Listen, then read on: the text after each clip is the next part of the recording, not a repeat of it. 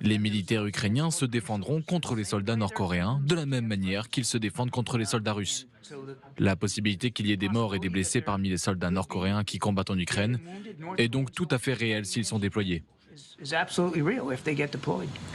Quand je vous disais que vous alliez être déçu, parce qu'à aucun moment donné, cette nouvelle ingérence, cette alliance, le fait aussi que ça peut servir pour la Corée du Nord de tester ou d'entraîner ses soldats en vue d'une agression de la Corée du Sud, il y a aussi le fait que les Américains pourraient donner le feu vert, le fameux go, l'utilisation des armes à longue distance contre les positions russes. Et non, toujours un train de retard en fait.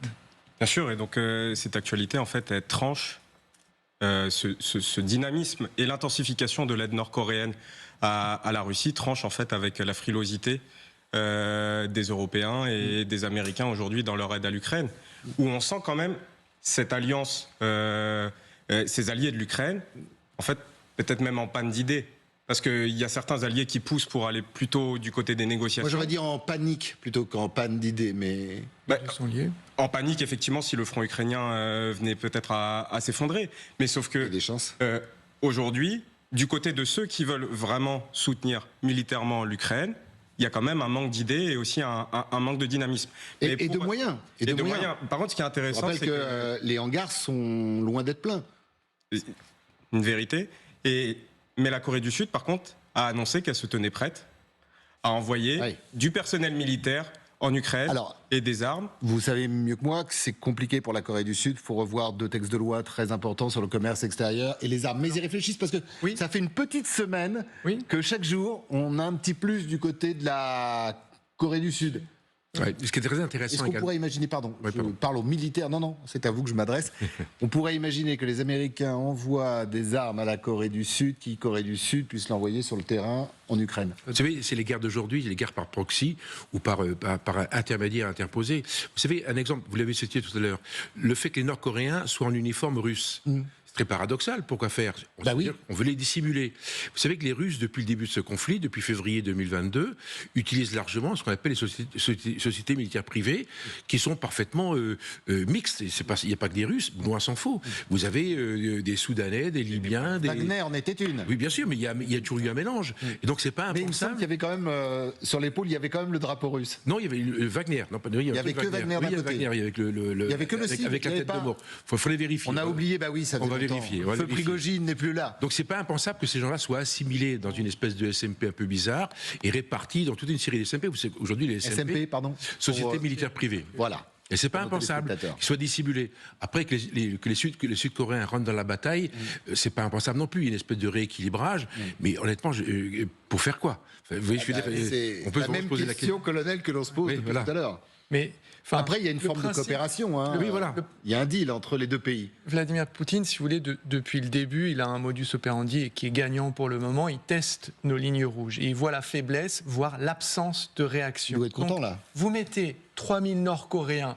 Vous avez les Américains qui disent on ne sait pas exactement ce qu'ils vont faire. Mais vous pensez qu'ils vont faire quoi, ces soldats ? Vous pensez qu'ils vont aider des babouchkas à traverser la rue ? Ils revêtent l'uniforme russe. Ce sont des soldats envoyés par la Corée du Nord.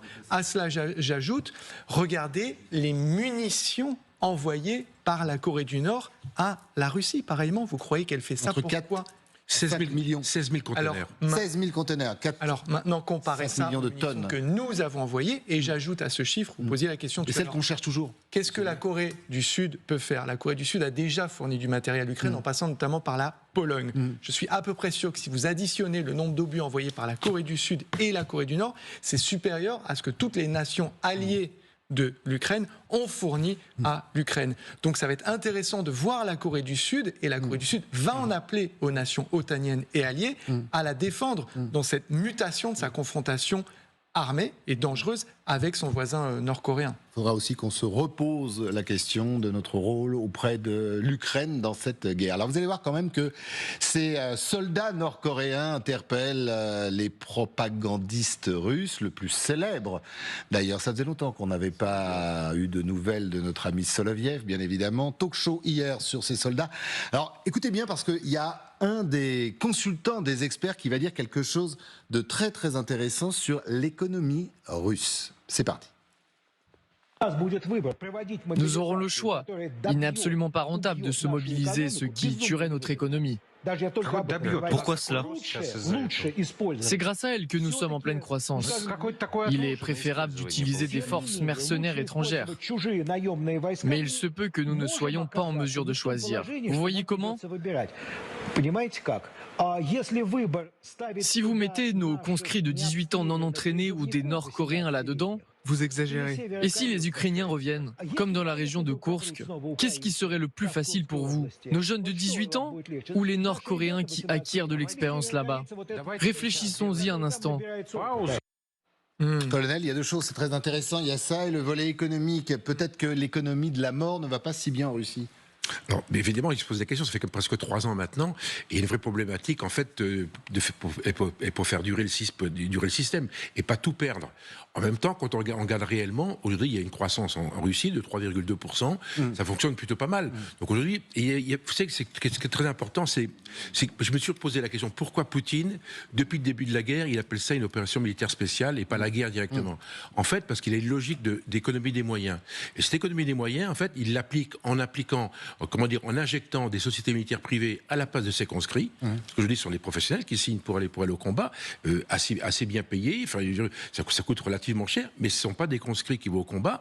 Et puis le deuxième point, c'est d'intégrer des forces étrangères qui lui économisent ses hommes. Et ces hommes vont servir à quoi? C'est très bien expliqué dans le reportage. Ils sont utilisés pour travailler dans les usines et pour développer l'économie réelle du pays. Visiblement, il y a un problème économique en Russie. C'est-à-dire qu'il y a plus de femmes maintenant qui commencent à travailler dans les usines, notamment les usines d'armement, parce qu'il y aurait une pénurie d'hommes envoyés au front. Mais ça, c'est quand même bizarre, parce que normalement, même s'il y a 500 000 soldats sur le front ukrainien, ça déstabilise pas autant, encore une fois, le nombre de usines de production. Ça me paraît étrange. Là, il y a un discours qu'il faut préciser quand même.